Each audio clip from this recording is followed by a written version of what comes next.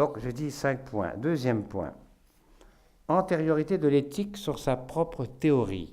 Je m'explique. C'est dans ce contexte que nous posons la question, qu'est-ce au juste que la dignité humaine?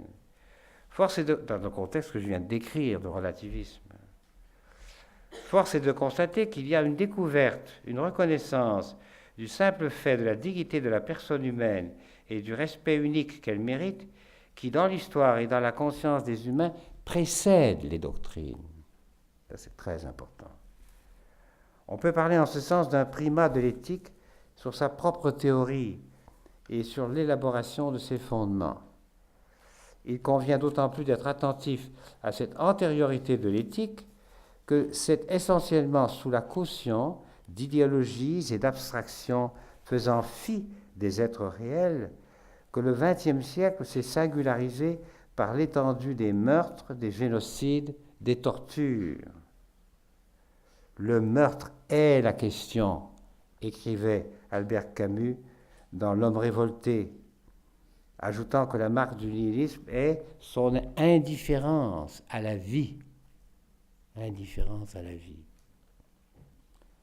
L'infernale logique de l'exclusion est la même que celle des réductionnismes auxquels nous a habitués, avec d'excellents résultats dans son cas, la méthodologie scientifique.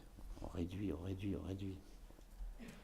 On crée des paradigmes à partir de définitions ou de conceptions a priori de l'homme, par exemple, de l'homme au sens générique du terme, mais c'est cette fois pour légitimer une forme ou l'autre d'exclusion. Ainsi, les nazis, Untermenschen, les sous-hommes, qui désignaient pour les nazis les Slaves, ou les Unmenschen, non-hommes, qui désignaient pour les nazis les Juifs. Décrétait-elle donc par la théorie nazie. On décide que ça, ce sont des sous-hommes ou des non-hommes, et puis à partir de là, on commet les pires atrocités. Et cette définition légitime la chose, tout simplement. Donc c'est vraiment une théorie là.